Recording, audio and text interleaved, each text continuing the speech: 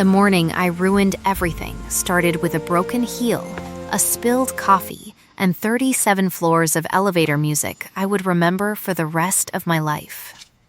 My left shoe gave out on the marble steps of Vantage Tower at 7:53 a.m., the heel snapping clean as a wishbone, and I caught myself on the railing with both hands and the dignity of a woman who had long since stopped expecting mornings to be kind. The coffee went sideways. Not on me. I had learned to hold a cup like a shield, but across the polished floor in a long amber arc, and the security guard at the front desk looked up from his phone and looked back down, which was the precise quantity of sympathy I had come to expect from the universe. I am Ren Okafor. 26, Omega, presented at 19 in a university clinic with a nurse who forgot to close the curtain. Designation, secondary. Suppressant compliance, perfect, because I could not afford not to be. Employment status, as of that particular Tuesday, contract transcriptionist, 42nd floor, Vantage Capital Group, a company so large it had its own weather system, and a CEO whose name people said the way they said the names of storms. Cassiel Voss. The Iron Meridian, the financial press called her. I had never seen her. Most of the 42nd floor had never seen her. She existed the way gravity existed. You felt the evidence everywhere, and you did not require a personal introduction to know she could pull you apart. I taped my heel with a binder clip and 2 rubber bands at the security desk while the guard pretended not to watch. Practical. My mother called it stubbornness.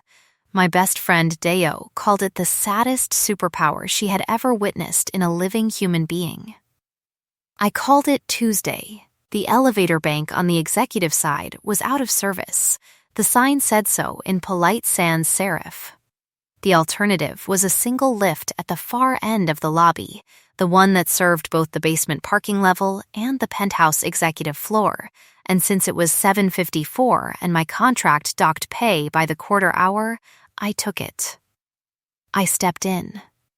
I did not look up. I was reading the corrected timestamp on last night's transcript file on my phone, annotating a margin in the document app, and I sat down. I sat down because there was a seat. There is never a seat in an elevator. And yet here was something firm and warm and structured beneath me, and I registered it as a bench, the kind of expensive thing wealthy buildings installed to make you feel the architecture cared, for exactly 2 seconds before it moved. Before she moved.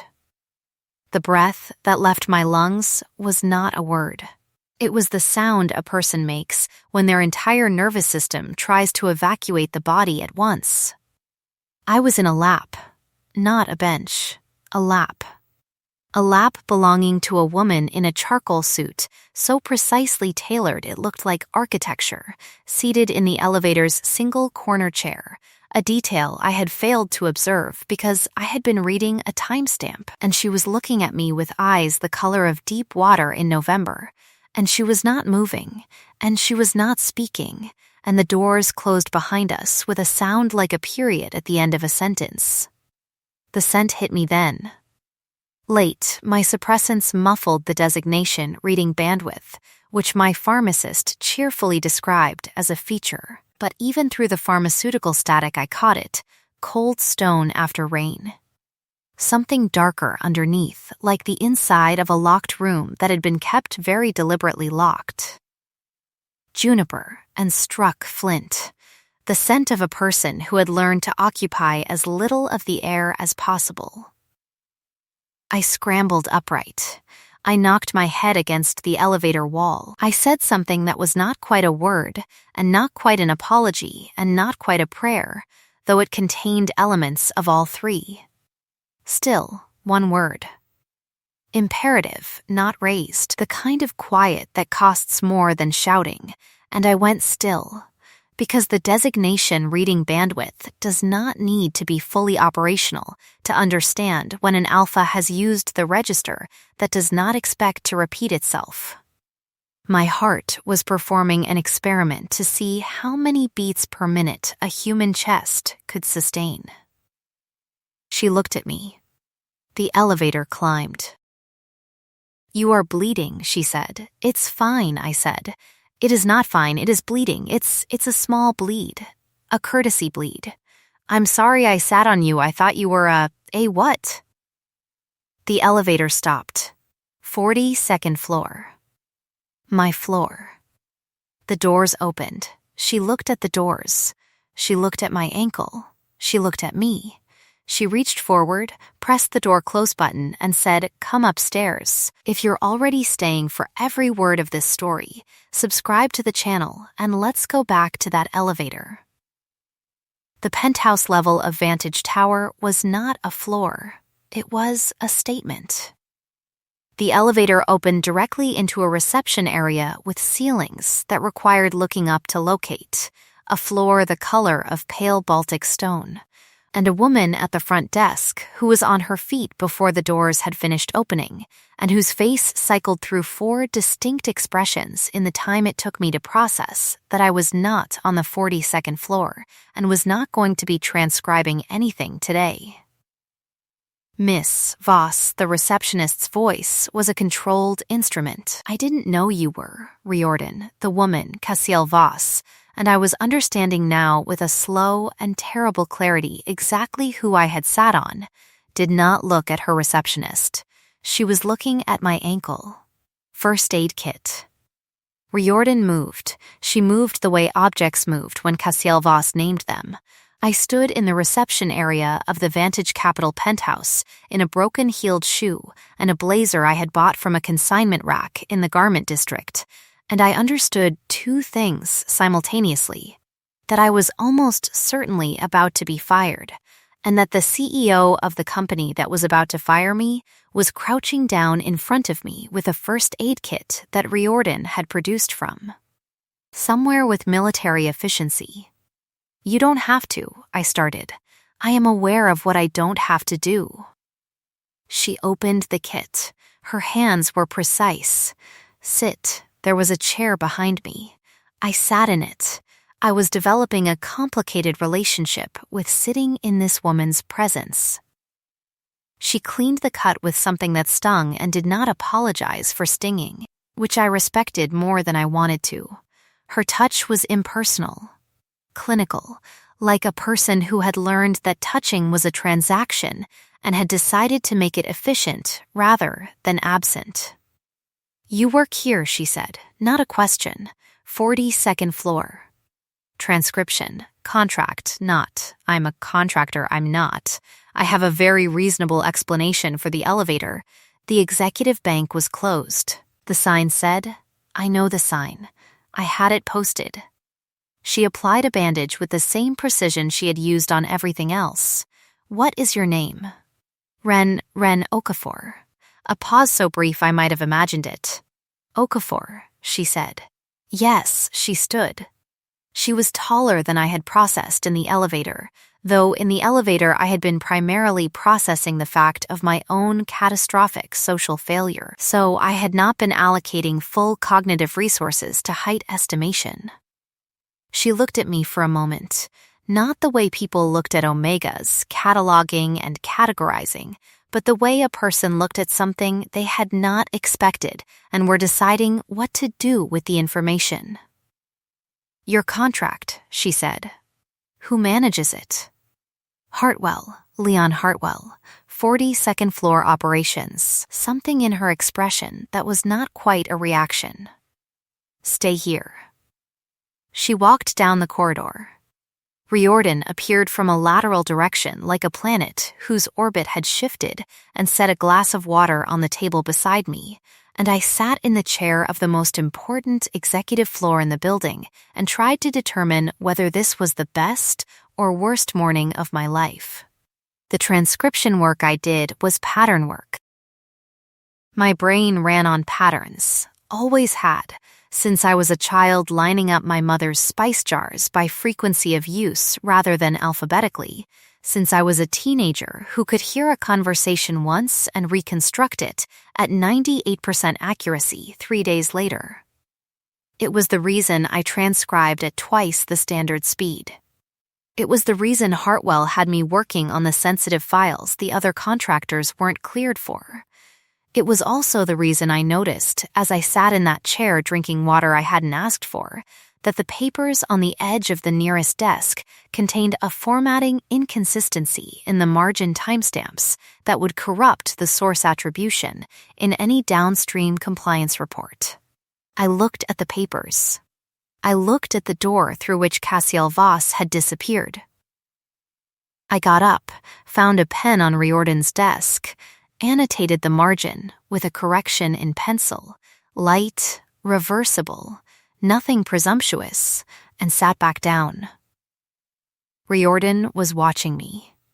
I could not read her expression. It was the expression of a person who had been professionally unreadable for so long that even surprise came out neutral. Cassiel Voss returned. She stood in the corridor entrance and looked at me, then at the papers, then at me again. "You marked the Aldrin file," she said. The timestamp alignment was going to flag a discrepancy in the source chain. If that file goes to the compliance review as is, someone's afternoon gets difficult. I can remove the annotation. Who taught you margin protocol? I taught myself. I transcribe the compliance files. I read what I transcribe. Another pause. Longer, she walked to the desk, looked at the annotation, looked at the file. The scent in the room shifted, something in the cold stone and juniper quality of it that went warmer at the locked room depth, not open, not soft, but less deliberately sealed. "Your contract with Hartwell is 40 second floor rate," she said. "Yes, it ends Friday." My chest tightened. There it was. "Yes, it will be renewed at penthouse rate. You will work from this floor." I looked at her. She looked at the file. "Because I sat on you," I said. "Because you read what you transcribe." She set the file down. "And because the timestamp error would have cost me a compliance review I cannot afford this quarter." She turned to go back down the corridor. "Riordan will process the paperwork. Do not leave the building until it is signed." She was gone before I found language again. I looked at Riordan. Riordan looked at me with the expression of someone who had witnessed 14 years of Cassiel Voss and was recalibrating something she had believed to be a fixed point. "She's never done that," Riordan said. "The same-day reassignment." "She also doesn't usually have people sit on her," I offered. The corner of Riordan's mouth moved. "No, she does not." 3 weeks into the penthouse assignment, I understood 2 things about Cassiel Voss that the financial press did not. The first was that she ate nothing before 11 if no one reminded her, and she did not respond to reminders from people she employed, because being reminded of a human need she had not met felt, to her, like losing a point in a game she was always playing against herself.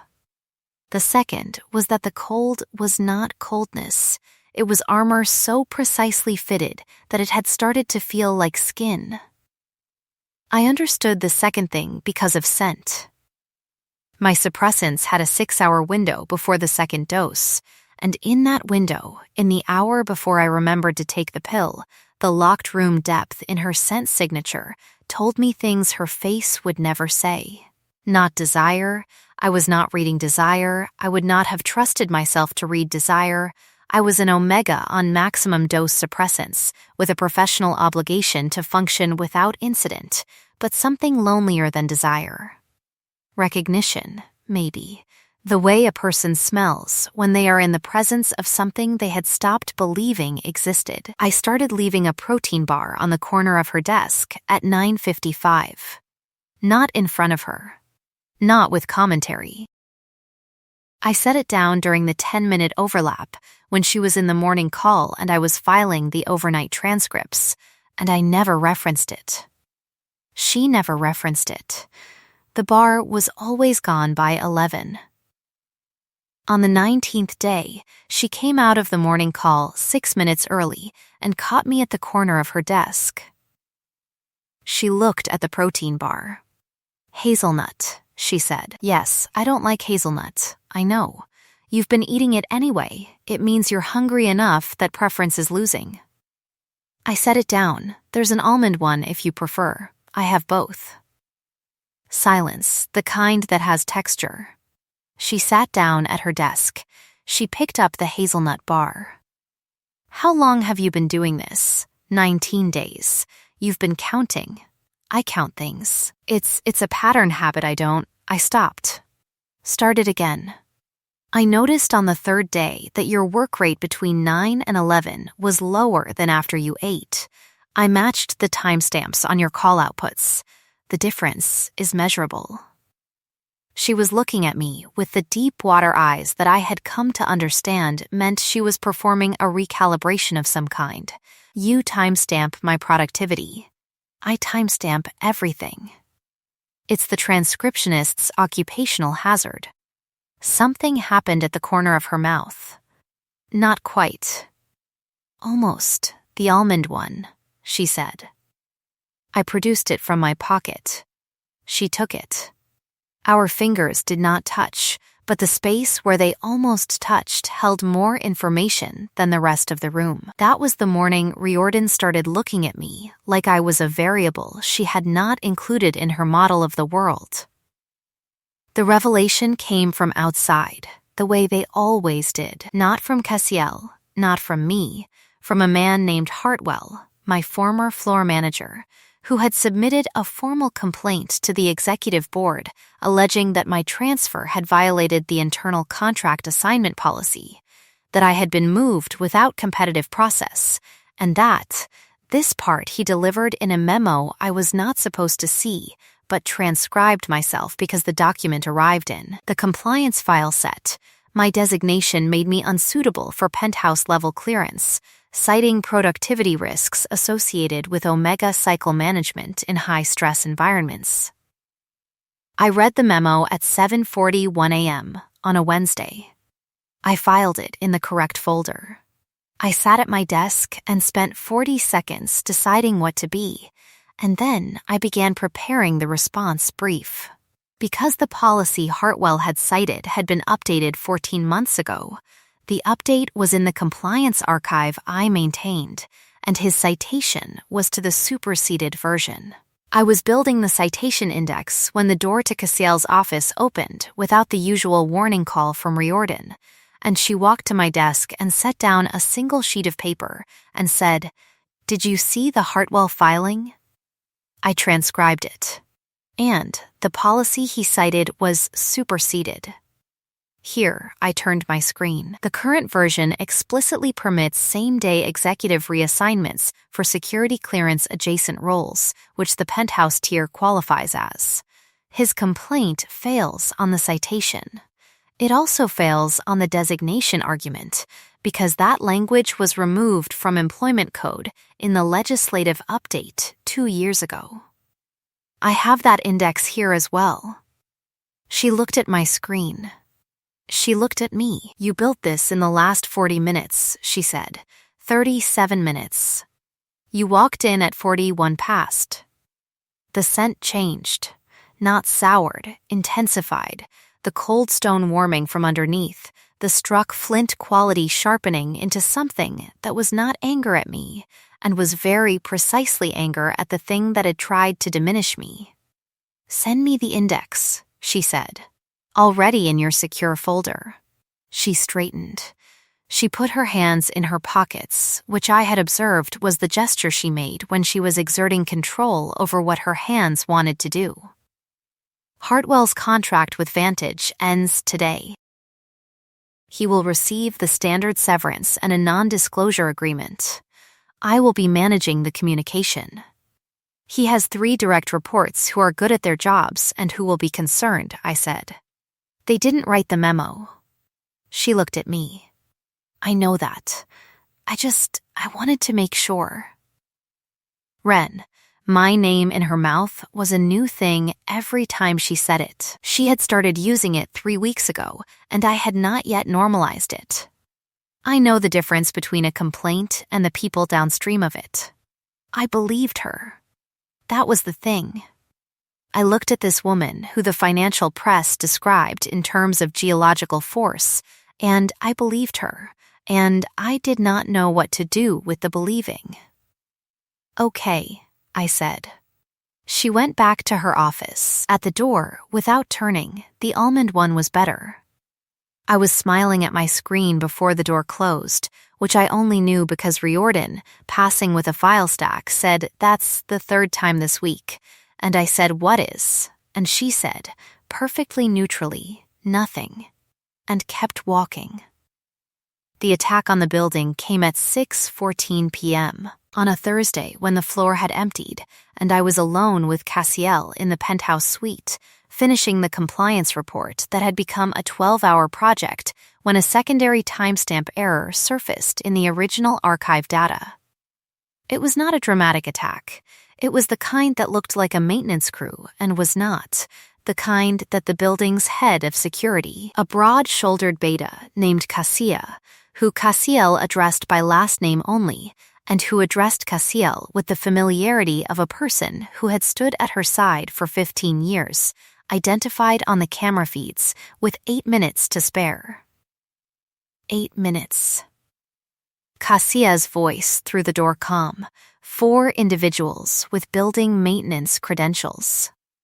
The credentials are real. They were issued this morning by a source inside HR. We're running the source ID now. Ma'am, we need to implement the floor lockdown protocol. Cassiel stood at the window. The city below was going dark in sections as the 6 o'clock grid settled. She turned and looked at me, and I looked at her, and I was already adding up variables I had not intended to add. "Who has access to issue blanket maintenance credentials in HR?" I said. Cassia's voice, it's a role-based permission. Not many people hold it at the level that generates building access passes rather than desk passes. If you pull the role assignment log for that permission tier in the last 90 days, you can cross-reference against anyone who had advanced knowledge of Miss Voss's schedule tonight. That combination narrows it significantly. Silence, then Cassia, Miss Okafor. "I process the compliance files," I said, "including HR tier logs. I know the structure." Another silence. "Longer," Cassiel said. "Do it." I was at my terminal in 6 steps. The lockdown dropped. I heard the magnetic seals on every door at once, a sound like the building inhaling. And I was in the permission tier log, and Cassiel was standing behind me, and her scent was in the room like weather. "Talk me through it," she said. "There are 9 people with blanket credential issue permission. Of those 9, 4 had calendar access to your schedule for tonight. Of those 4, 2 have had internal communication in the last 30 days with an entity flagged in the February compliance review. Here, I turned the screen. Garrett Ruse, head of facilities operations. A beat. "Ruse," she said. "He accessed your schedule 4 times in the last week. He issued the credentials at 6:08 this morning. The communication with the flagged entity is here. It's indirect. It routes through a subsidiary, but the document signatures match the style flags in the February review. I can output the full chain." "Output it." I output it. She read it in the time it takes most people to confirm they've understood the first paragraph. Cassia, into the comm. "Ma'am, Ruse, bring him to the secondary conference room, gently." Understood. I exhaled. My hands were steady. I noticed they were steady and found this surprising, and then I found it less surprising, because this was what I had always done, found the pattern in the noise, found the shape of the thing, handed it to whoever could do something with it. The steadiness was just the shape of my competence.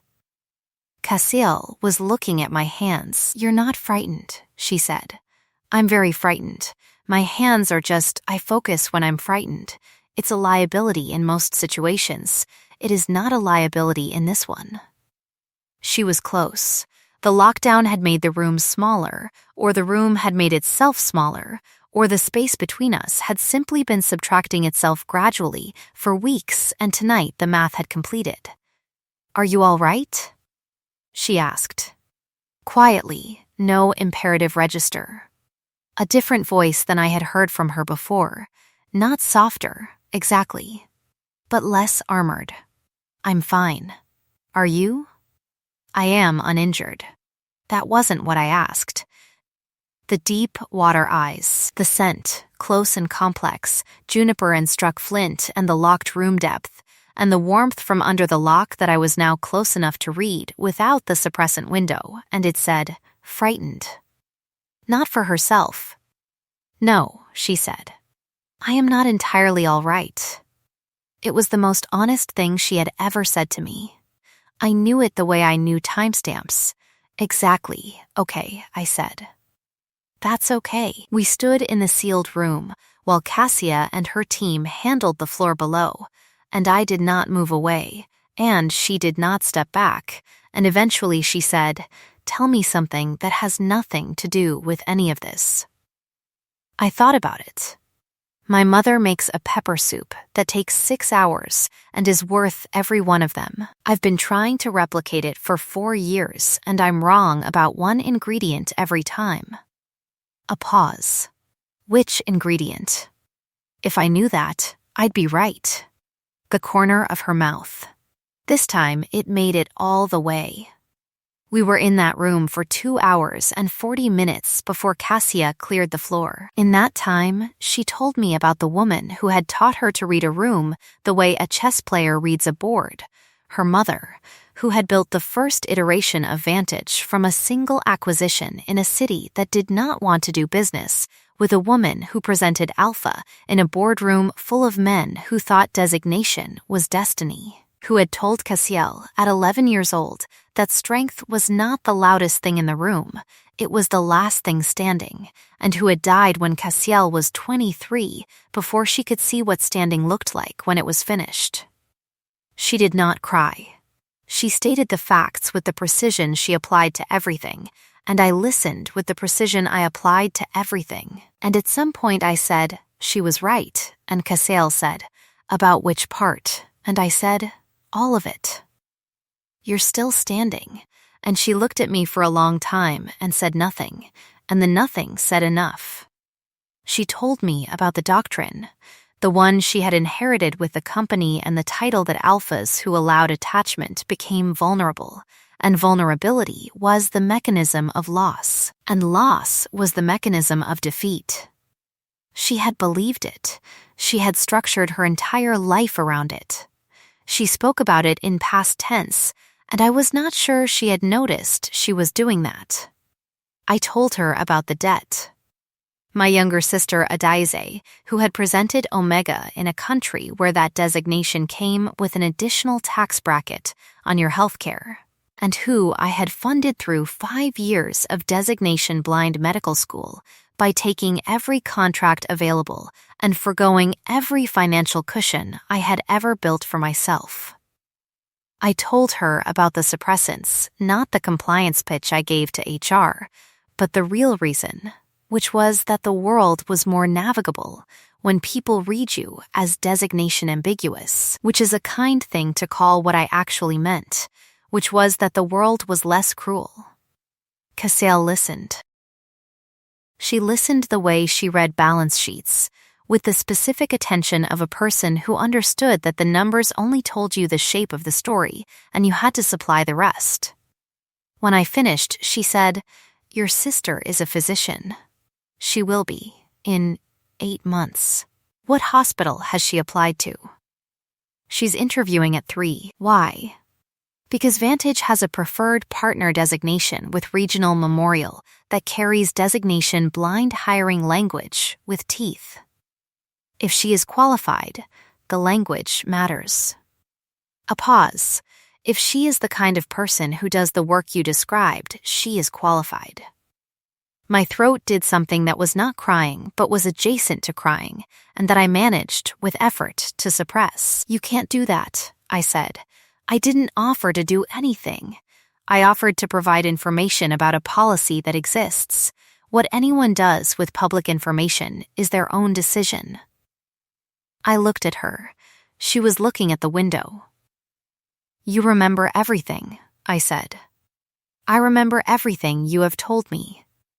Yes, the things I had mentioned in passing, the sister, the medical school, the preference for almond over hazelnut, the pepper soup, and she had been holding all of them, filing them, building a record without telling me she was building it. The same way I had been timestamping her productivity gaps and counting the days since she had last taken a full lunch hour. Why? I asked. She turned from the window. The scent in the room was not sealed anymore, not flooding. She had more control than flooding, but open, in the way a window is open in a house that has been closed for a long time, just enough to let the temperature change. Because you are worth remembering, she said. In specific, not in general, every specific thing. The floor cleared at 9:37 p.m. Kassia's voice came through the comm with the all clear and the information that Ruse was in custody and cooperating, that the external entity had been identified, a rival firm that had been attempting to access Vantage's proprietary model for 2 quarters, and that building security had been restored.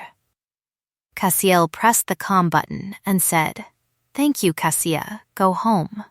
Kassia said, "First time I've ever heard that sentence from you." Cassiel released the button without responding, which was the closest she came to acknowledging a point had landed. She looked at me. "The lockdown is lifted," she said. "I know. You can leave the building." "I know." She waited. "I don't want to," I said. And then, because honesty had been the currency of the last 2 hours and 40 minutes and I did not know how to stop spending it, I've been not wanting to leave the building for a while now. Since before tonight, I've been finding reasons to stay late and telling myself it was the work.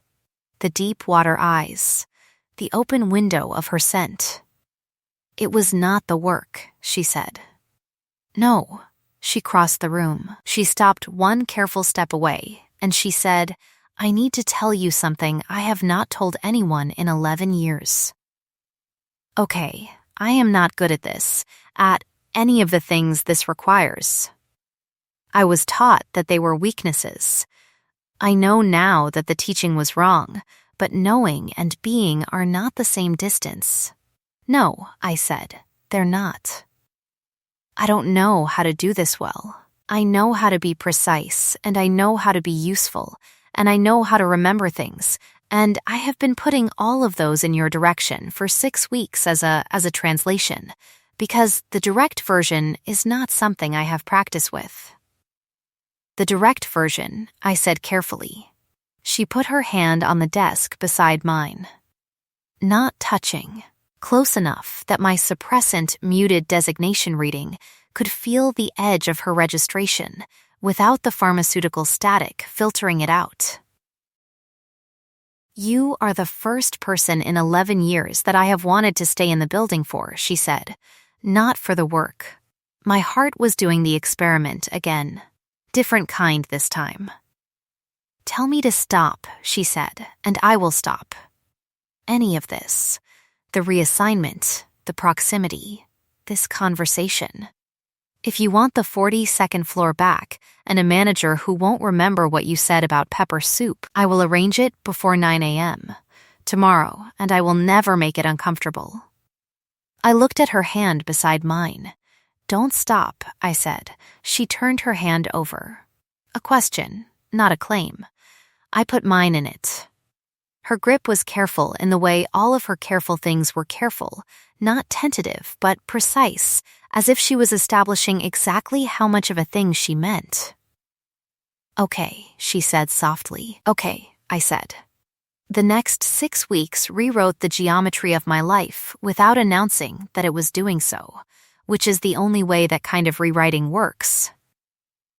She started walking me through the building at 7 a.m., not as a tour, but as the way she moved through her world, pointing out the structural beams in the lobby that her mother had chosen for aesthetic reasons that also happened to be load-bearing genius.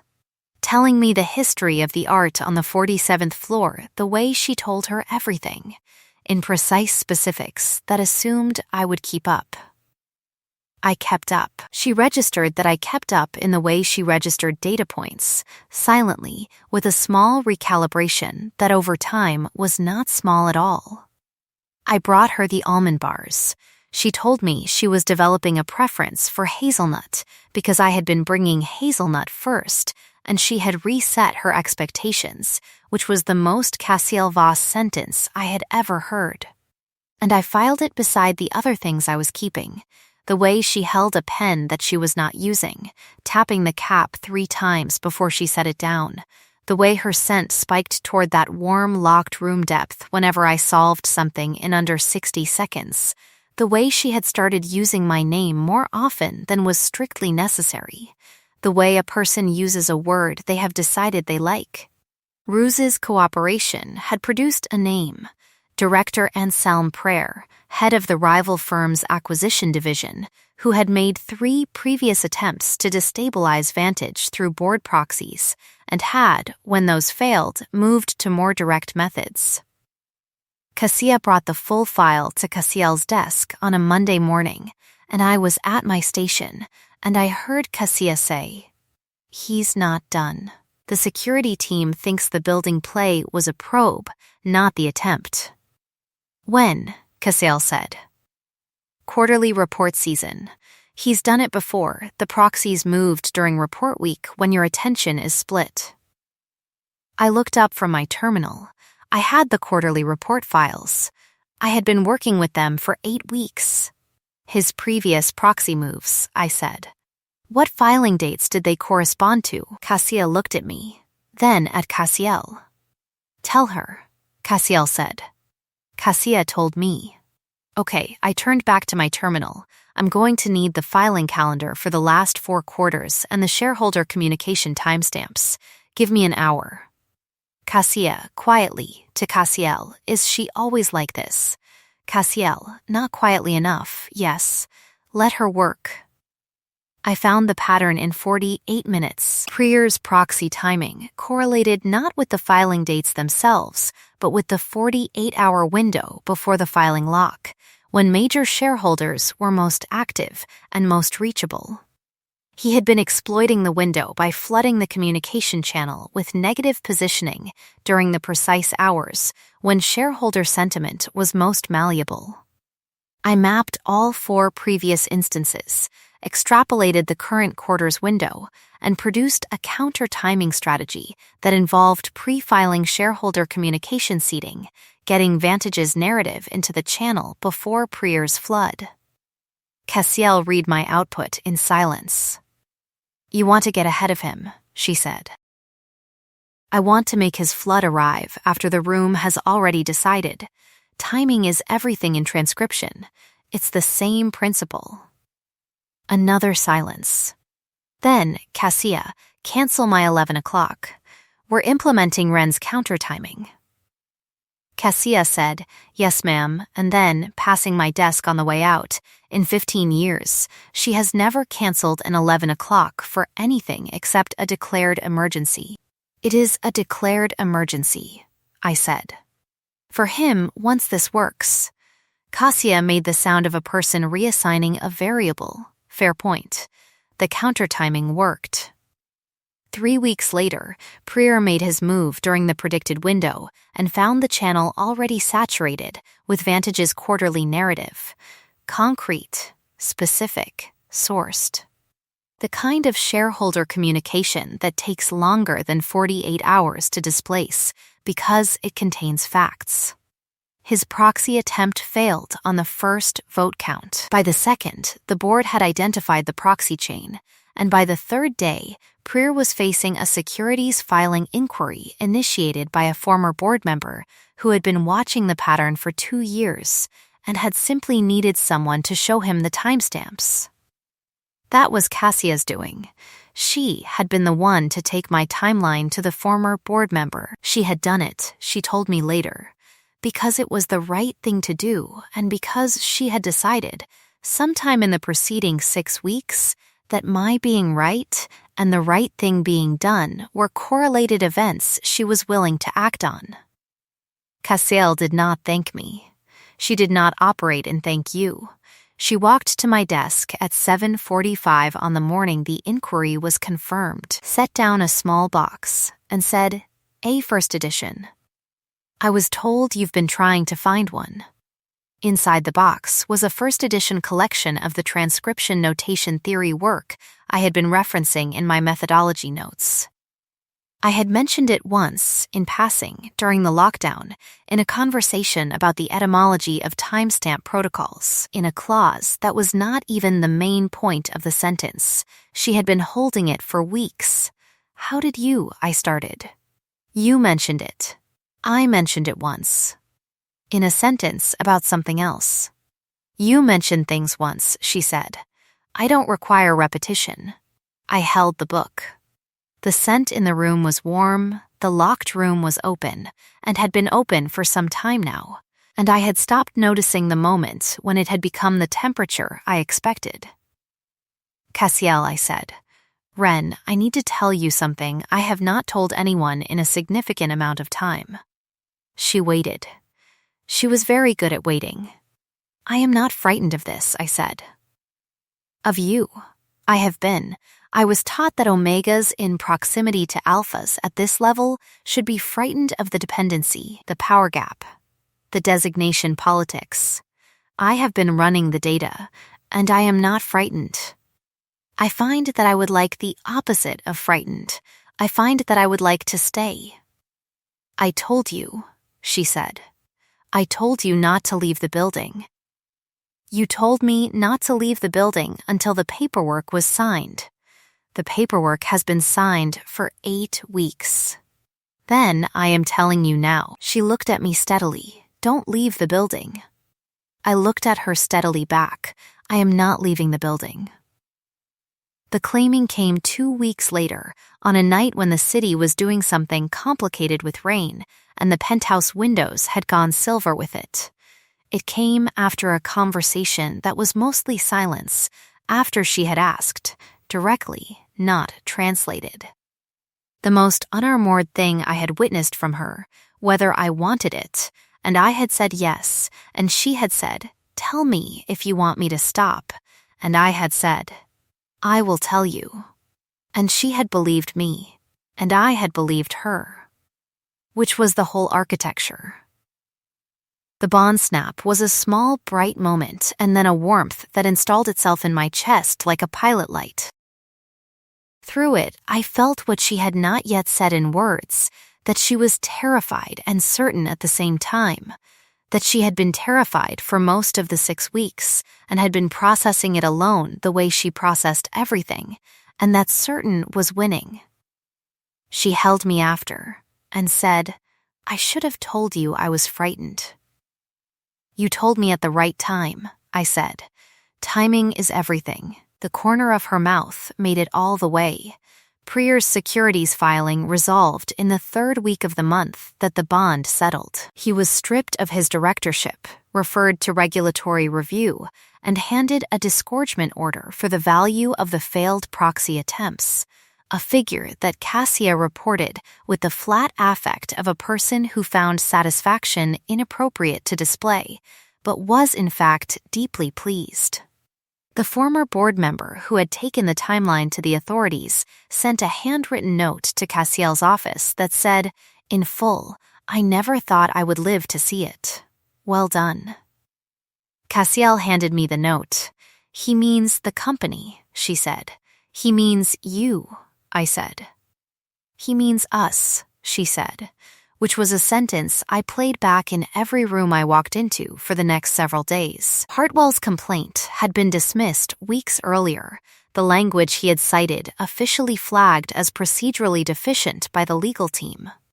He had declined the severance agreement, which had been a miscalculation, and was now navigating the consequences of an end-to-breach investigation with the focus of a person who has very little good news to look forward to. The 3 members of his team I had mentioned on the morning of his termination had been given retention bonuses and direct reporting lines to a new operations lead that Cassiel had promoted from inside. I had nothing to do with this. Cassiel had simply, without comment, done the thing I had been hoping she would do, because she had listened, and she listened to everything. My sister Adaize came to visit in the month after the bond. She was 8 weeks from her final qualification date, and she was studying in Cassiel's library while Cassiel and I worked. Cassiel because she always worked in the evenings. Me because I had evolved into the kind of person who worked in the evenings now and found the arrangement entirely acceptable. And at some point Adaize looked up and said, "She terrifies me. She's not frightening," I said. She asked me 6 questions about my residency thesis in 40 minutes and knew my answers before I finished the sentences. She does that to everyone. She does that to you, Adaize said. With everyone else, she just listens. You, she finishes, Cassiel. From the other room, without preamble, your argument in Section 4 has a gap at the transition between the clinical observation and the methodology conclusion. The gap is solvable. Do you want to know how? Cassiel said, because Vantage has a preferred partner designation with Regional Memorial that carries designation blind hiring language with teeth. If she is qualified, the language matters. A pause. If she is the kind of person who does the work you described, she is qualified. My sister looked at me for a long time, and then she said, "You look like yourself." I didn't know you looked like someone who looked like yourself. Which was the most Adaize sentence I had ever heard, and which I kept for a long time after. Adaize got the interview at Regional Memorial. She got the position. She called me at 6:14 in the morning, an accidental echo of the hour everything had changed, and said, "Tell her thank you." And I said, "Tell her yourself," and handed Cassiel the phone. And Cassiel said, "You earned it. Your thesis held." And that was all, and it was enough. The proposal happened on a Tuesday. I know this because I was tracking timestamps, and also because Cassiel said, "I know you count things. It's a Tuesday. I wanted you to have a Tuesday to keep." She had a small box. The ring inside it was not expensive generic. It was a signet style. Narrow, engraved on the inside, with the coordinates of the building where we had met, and at the 2mm mark on the inside face, a tiny stamped notation that was the standard correction mark used in archival transcription to indicate a verified accurate timestamp. I would not have known what it was. I worked in transcription. I looked at the ring. I looked at her, on one knee, in the penthouse she had inherited from her mother, in the building where she had told me not to leave. "Don't leave the building," she said. "I am not leaving the building," I said. She put the ring on. Her hands were, for once, not precise. They were just hands. "We married in the building." Riordan cried with the thoroughness of a person who had been holding it for a significant period of time and had decided that the venue justified release. Cassia did not cry. She stood at the edge of the room with her arms crossed and the expression of someone who had recalibrated every fixed point she had ever held and arrived at a number that satisfied her. The vows were mostly Cassiel's. She had written them in the margins of a compliance report, which was either the most romantic or most accurate thing that had ever happened to me, and I kept the report. "I was taught," she said, "that strength was the last thing standing, that love was a vector for loss, that my mother's doctrine was the architecture of survival, and I owed it my undivided adherence. I have been testing that doctrine against a counter-argument for 8 months. The counter-argument presented itself in a broken-heeled shoe with a protein bar in her pocket and a timestamp error she had not been asked to find, and it has been right about every single thing, and I have been wrong in the only way I am grateful to have been wrong. You are the last thing standing. You are what standing is for. I did not have prepared vows. I had a sentence. You told me not to leave the building, I said. I was never going to. 6 months after the wedding, the pepper soup was right. I cannot explain how I knew. The proportions looked the same as previous attempts, but I knew when it was on the stove, and Cassiel came into the kitchen and said, "That's different." Before I said anything, because she had been eating everything I made for 8 months and had apparently built a reference model. "That's the one," I said. She tasted it from the spoon I offered without any of the performance that wealthy people sometimes produced around food that did not arrive in a restaurant, and she said, "Yes. That's the one." I called my mother and told her. My mother said, "What changed?" And I said, "I think I stopped being afraid that I'd get it wrong," and my mother said, in the way mothers say, when they know exactly what you are actually talking about. Adeze came for dinner. She sat at the head of the table and told Cassiel everything wrong with the securities regulation framework, with the confidence of a new physician who had discovered that her sister's partner would argue back rather than condescend, which was Adese's preferred mode of conversation. Cassiel argued back. Adese loved her, which she would never say, and which I knew because I watched her face do the thing my face did. Riordan was promoted. She had been overqualified for front desk operations for 11 years, and had stayed because she was, as she informed me at the wedding with the candor of someone freed by champagne, waiting to see if the building would become worth staying in, and had concluded that it had. Cassia gave me a gift on the 6-month mark. It was a printed photograph from the building security archive, the elevator footage, the morning I sat down. I am mid-air in it, and Cassiel's face is visible at an angle that the lobby cameras don't reach, and her expression is not what I expected. It is not the cold. It is not the armor. It is the face of a person who has just seen something they had stopped expecting the world to contain. I framed it. There is a thing that happens to invisible people when someone finally sees them. Not the looking is easy. Looking happens to everyone. Looking is the weather of public life. The seeing is specific. It names the precise shape of you, the particular weight of what you carry, the exact texture of what you have been holding alone. It is not rescue. It is recognition. Those are not the same distance apart. I spent 26 years being accurately invisible. I spent 6 weeks being inaccurately overlooked. I spent the rest becoming what I had apparently always been, in the presence of someone who had the patience to wait for the timestamp to resolve. Love is not biology. It is not designation, not instinct, not the bond snap in a sealed room. It is the decision, made in the specific, to keep paying attention after the easy reasons have run out. She made it first. I was counting. The end. If this story stayed with you, subscribe to the channel. Stories like this one are released every week, and you won't want to miss what's coming. And I would love to know, what was the moment that got you? Was it the elevator? The locked room during the lockdown? The engraved ring? Or something quieter than any of those? Leave it in the comments, because the specific things are always the most interesting ones to read. The next story is already waiting, and it begins, as all the best ones do, at exactly the wrong moment. See you there.